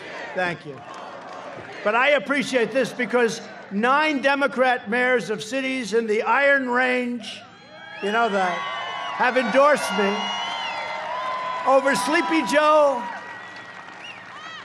What do you like better, Sleepy Joe or Slow Joe? What's better? Let's do a poll. We do a poll. We do a poll. I do free polls. You know, these polls are all, they charge you a fortune for this stuff. They interviewed 3 people, and, you know, then they charge you $1 million. We interviewed 233 people. I got thousands of people that listen to it free. What do you like better as a nickname, Slow Joe or Sleepy Joe? So let's go.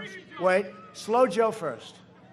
Okay? So just scream if you like it. So you have a choice. Slow Joe, they're both very appropriate. Slow Joe or Sleepy Joe. Ready? Slow Joe. I think we're going to have a winner. Sleepy Joe.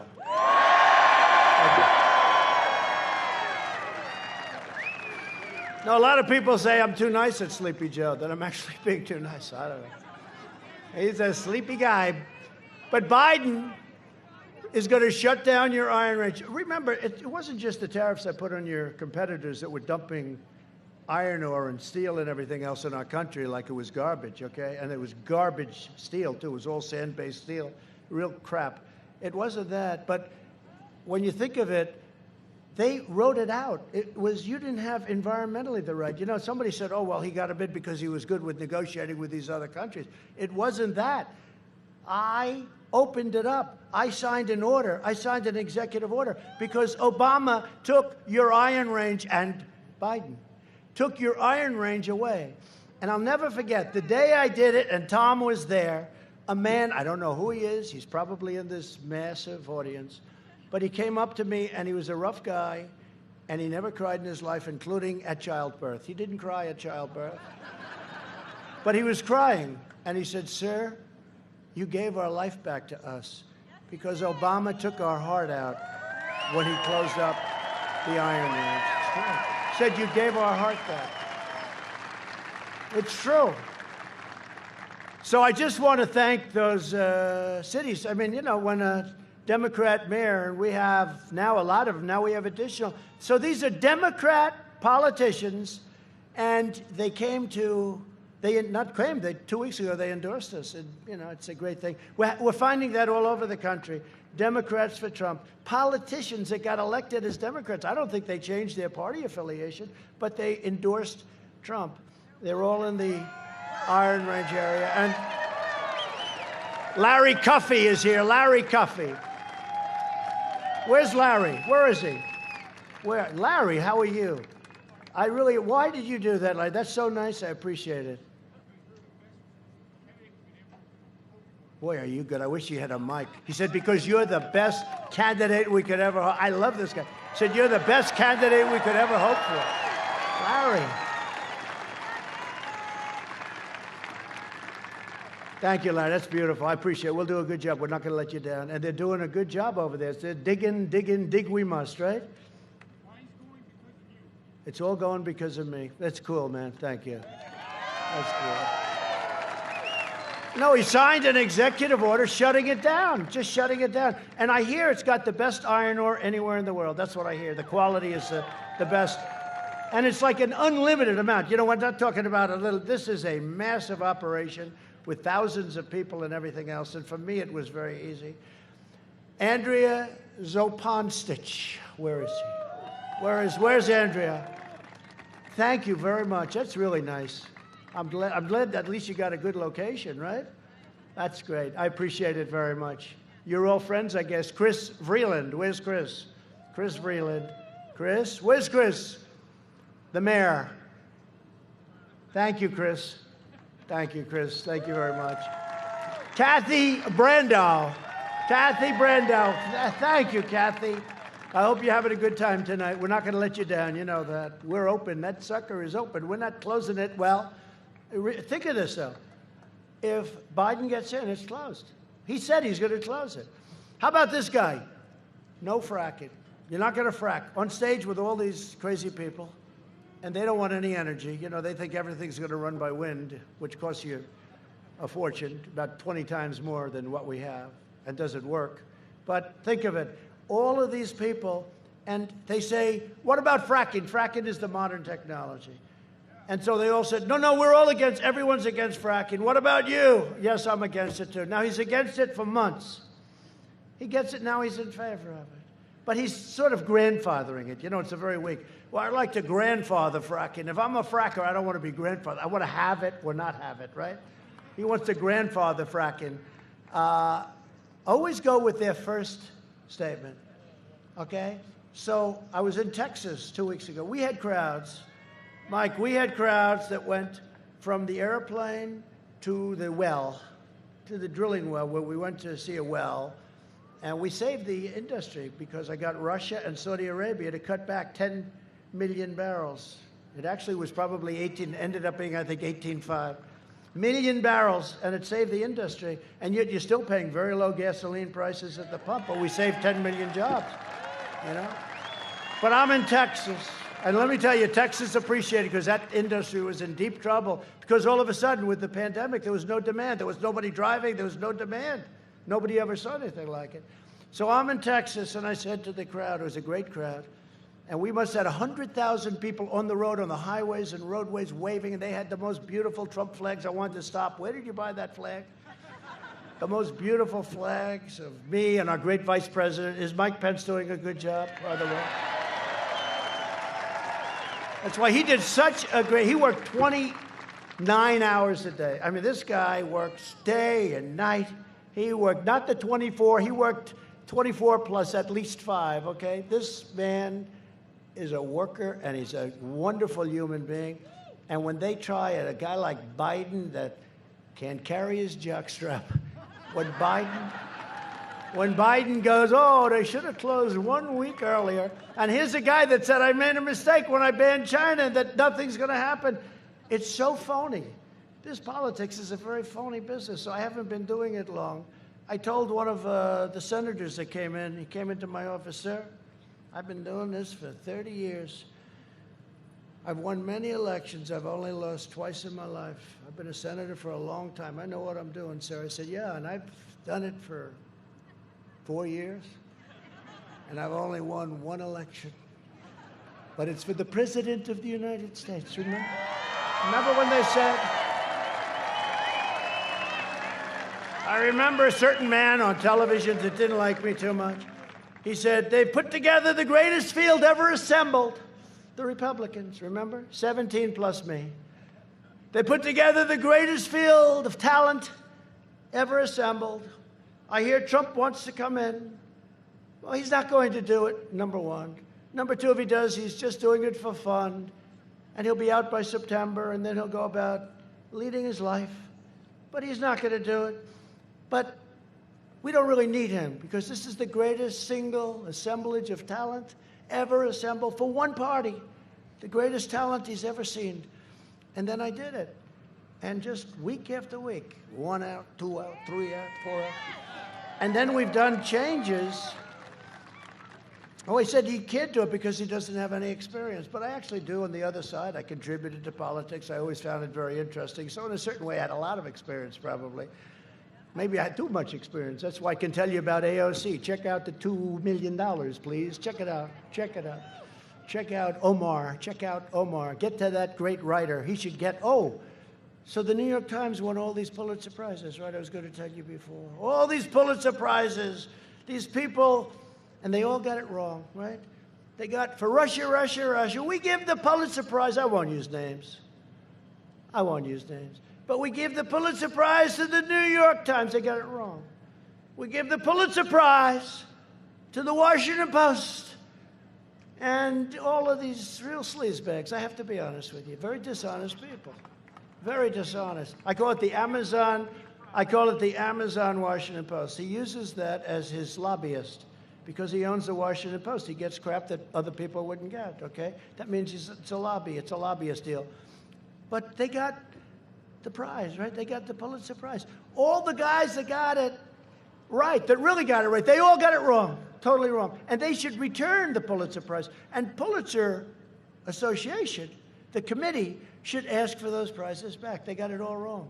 They were 100% wrong. There was no collusion. They couldn't believe. Remember the day when it was announced? After 3 years, there is no collusion. I could have told them that on day one. They could have saved $48 million. All right?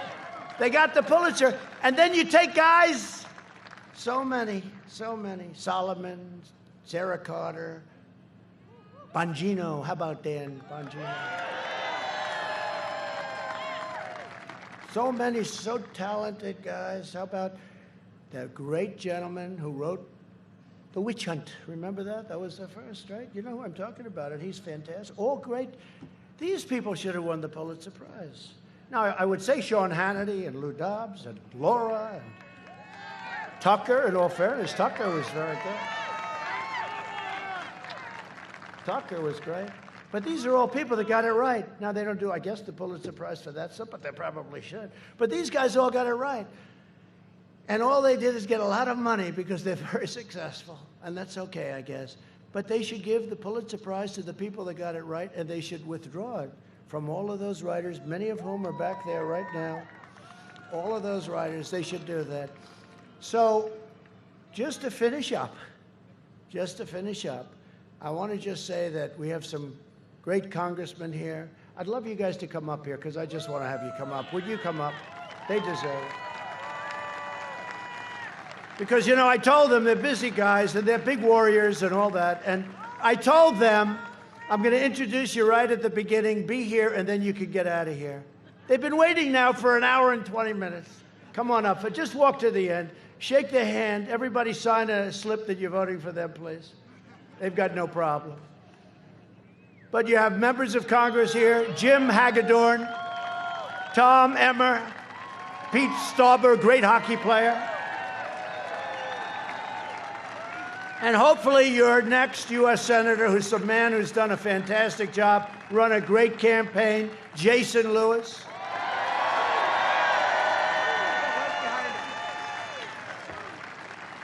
And a candidate for Congress, Michelle Fishbeck, who's supposed to be fantastic. And Michelle has my complete and total endorsement. But Jason, you're in good shape. Wow. You're in better shape than these congressmen, Jason. By the way, Jason's fantastic, and he's doing a fantastic. Where's Michelle? Is she there? Be careful. It's not worth the broken legs. Look at her. Oh, she's a warrior, I can tell. Come on up.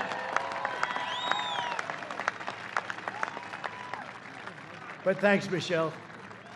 And they have my complete endorsement. They're great people. They love your state. They love our country.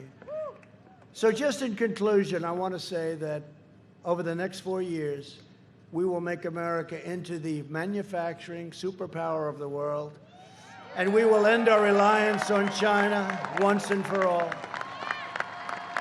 We will make our medical supplies right here in the United States.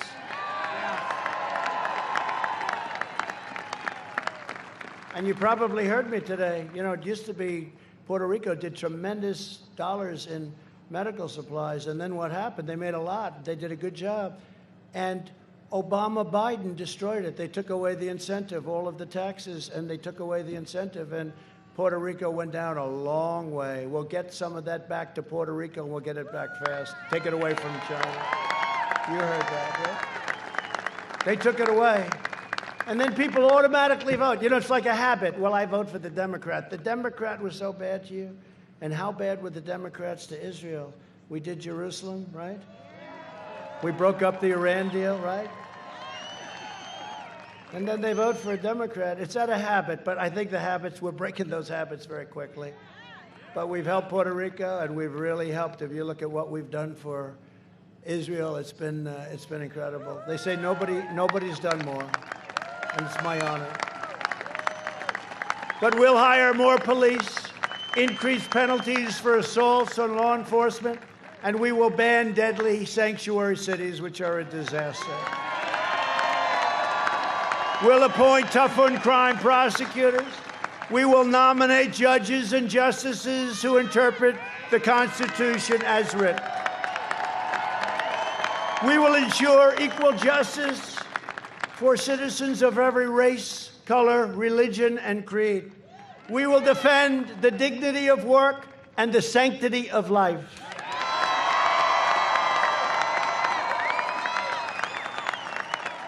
And that's why the Supreme Court is so important. The next president will get 1, 2, 3, or 4 Supreme Court justices. I had 2. Many presidents have had none. They've had none because they're there for a long time. They tend to be appointed young. They're there for a long time. But the next one will have anywhere from 1 to 4. Think of that. that will totally change when you talk about life, when you talk about Second Amendment, when you talk about things that are so important to you. You're going to be stuck for 40 years, 35 years, a long time.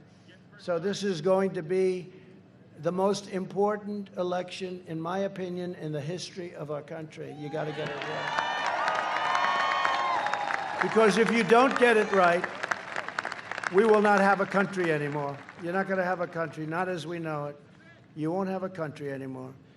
We will uphold religious liberty, free speech, and the right to keep and bear arms.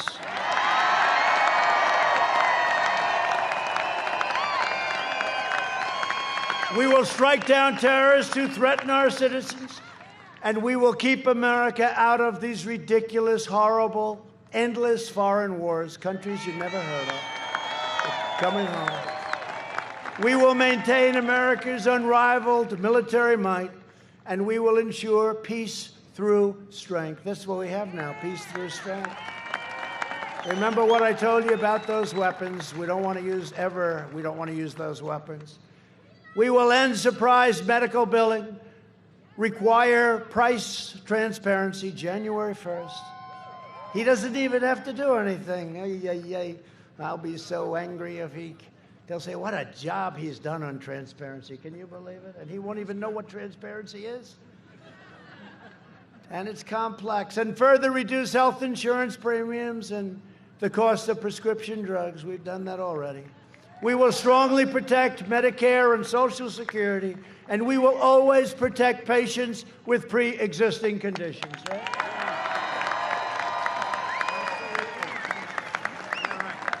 America will land the first woman on the moon, and the United States will be the first nation to land an astronaut on Mars.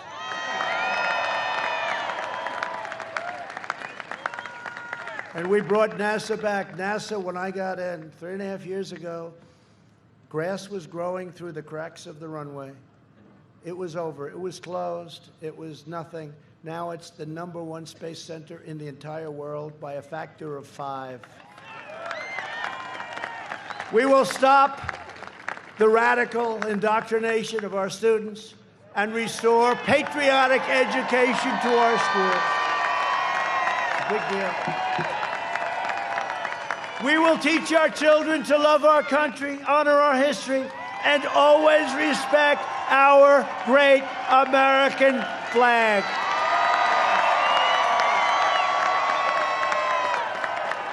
And we will live by the timeless words of our national motto, in God we trust. You know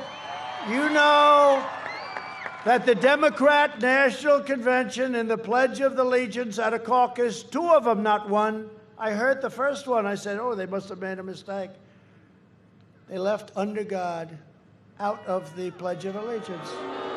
Oh. Yeah. Now they then said, oh, well, we didn't mean that. They meant it. That's what they're going to do.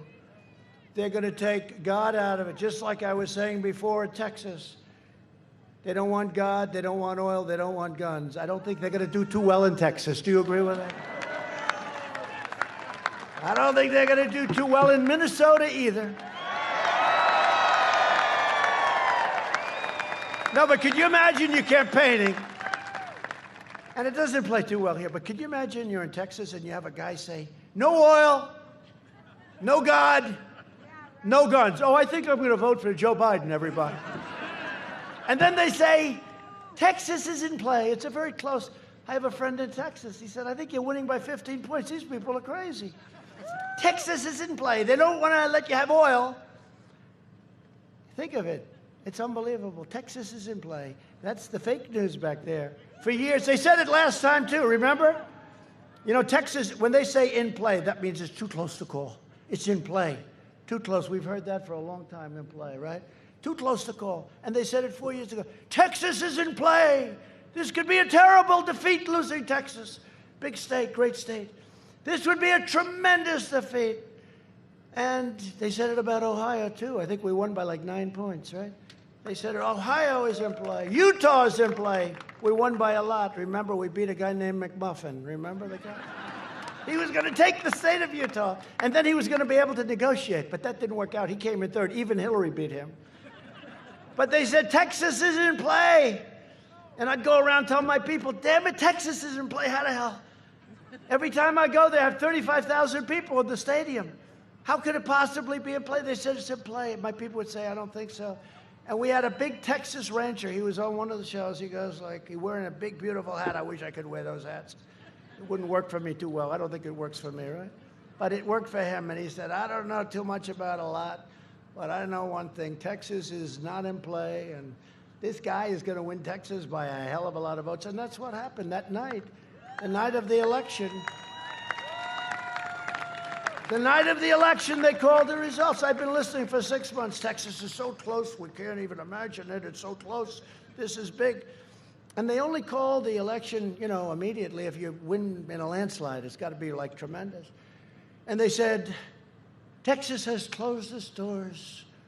Ladies and gentlemen, Donald Trump has won the state of Texas. They didn't even say the polls were closed. They forgot to say the polls were closed. I wanted to say, I said, how come I won? I called my people. How could I have won? It was so close, they called it before they even said the doors were closed. And I heard from the governor of Texas, great guy, Greg Abbott. He said, I said, how are we doing compared to 4 years ago? We did great 4 years ago. Big win. He said, sir, you're doing much better. But these guys keep saying it's in play. It's the same way that I'm down 9 points in Minnesota. If I lose Minnesota, Jason, I'm going to blame Jason if I lose. Boy, we almost had it last time, but we did the right thing. We went to Michigan. We won Michigan. First time in many, many years that Michigan was won. It's a great state. For years, you had a president who apologized for America. And now you have a president who is standing up for America and standing up for Minnesota. Yeah. So get your friends, get your family, get your neighbors, get your co-workers, and get out and vote. And you know, it started today in Minnesota. That's why I'm here. It started today. Go out of here. You know what? If they're closed, what the hell time is it now? If they're closed, just stand in line like you do. You know, people were here 2 days ago trying to get in here. It's crazy. So do the same thing at the voting booth, please.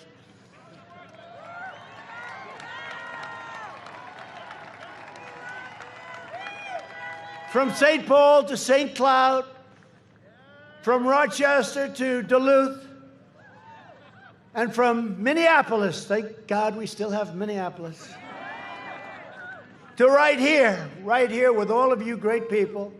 This state was pioneered by men and women who braved the wilderness and the winters to build a better life for themselves and for their families. They were tough and they were strong. You have good genes, you know that, right? You have good genes. A lot of it's about the genes, isn't it? Don't you believe? The racehorse theory, you think was so different? You have good genes in Minnesota. They didn't have a lot of money. They didn't have a lot of luxury. But they had grit, they had faith, and they had each other. That's what you have now. You have each other. They were miners and lumberjacks, fishermen and farmers, shipbuilders and shopkeepers. But they all had one thing in common. They loved their families, they loved their countries, and they loved their God. God.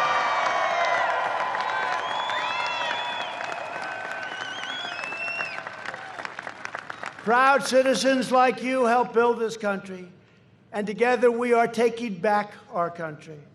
We are returning power to you, the American people. With your help, your devotion, and your drive, we are going to keep on working, we are going to keep on fighting, and we are going to keep on winning, winning, winning.